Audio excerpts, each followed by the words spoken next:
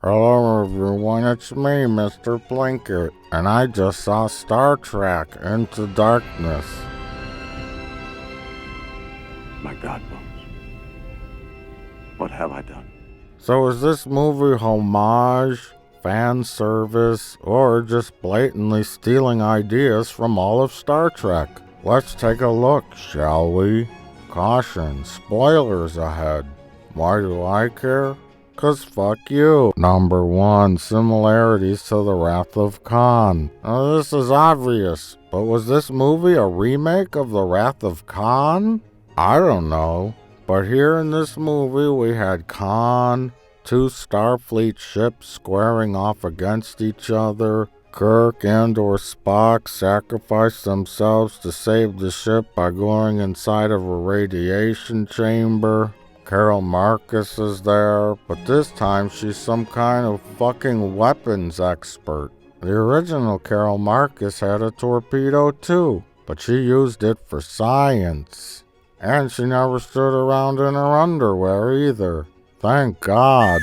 Khan is also the last guy alive aboard a dying starship, and then he uses it as a weapon of vengeance.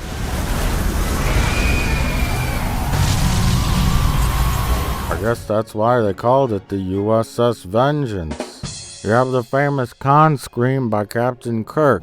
Khan! But this time it's done by Spook. And the dialogue from the radiation chamber scene is pretty much verbatim.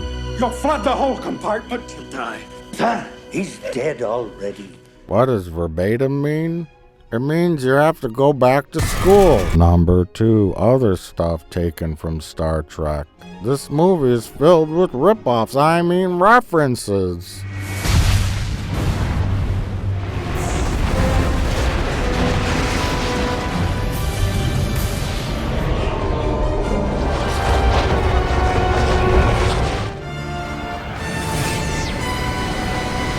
While stopping a volcano from killing a planet's indigenous population is hardly a new idea, Picard at least had the sense to figure out how to do it from orbit. Ensign, when should the results be known? I have activated the device, Captain. This should happen very quickly, sir. Rather than lowering someone inside of a volcano, the only volcano I get close to is a volcano burrito from Taco Bell. And after I eat that, my asshole is like the elevator from The Shining. Oh my God! Also, the new Carol Marcus resembles Elizabeth Denner from the original series episode Where No Man Has Gone Before. I think this was an attempt to throw us all off to the Khan plot. Or just a reference. I don't really care. Speaking of actors, Admiral Marcus is played by Peter Weller, who was RoboCop, but he was also on an episode of Star Trek Enterprise, playing a similar crazy, violent, xenophobic villain. Oh no, not the moon! But Star Trek has a history of crazy people, especially admirals. There was Admiral Marcus, of course. There was the admiral from Star Trek Insurrection who wanted to get the Fountain of Youth radiation. Admiral Pressman wanted to get the cloak phase device back from the USS Pegasus. I have a lot of friends at Starfleet Command, Captain. Yeah, right, asshole. Don't get lost on your way to the brig. There is Admiral Cartwright from Star Trek VI. There was also that old admiral from Next Gen who used the age-reversing drugs and then went nuts. Oh my God, what is this, Prometheus? Also, couldn't they find more discreet wheelchairs in the future? Give these crippled guys a break. I guess Admiral Ross was kind of an asshole too. He got that nice Romulan lady killed and/or imprisoned. Don't forget Admiral Layton. This guy also tried to militarize the Starfleet and take over the Federation. What an asshole. In this new movie, they say Christine Chapel moved away and became a nurse. But then they mention a Nurse Chapel in Star Trek 2009. Nurse Chapel, I need 50 cc's of cortisone.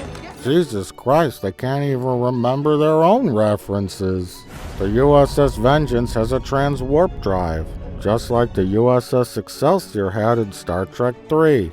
She's supposed to have transport drive.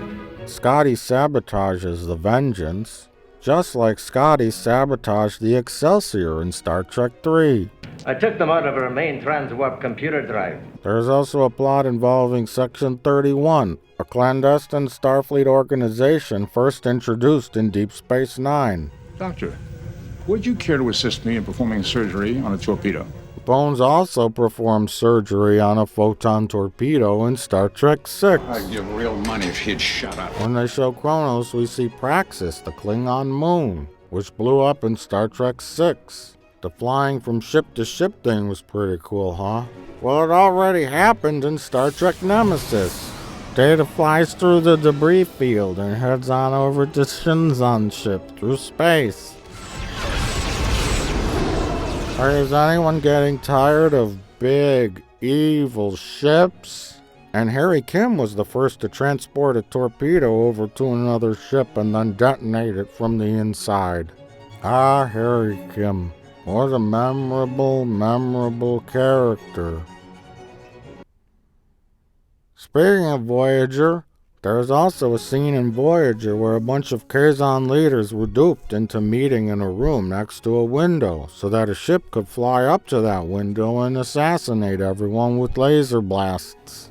But those guys figured it out before it was gonna happen, because they're smarter. Hey assholes! This is probably a trap! And in Into Darkness, Spock clicks on automatic seatbelts. Well, those were first introduced in a deleted scene from Star Trek Nemesis. Captain Picard turns on his automatic seatbelt and fuck this. Hey everyone, post a comment on this web zone telling me what movie I should review next. Then I'll tally up all the results, and the movie with the most votes will be my next review. So start commenting, you fucks!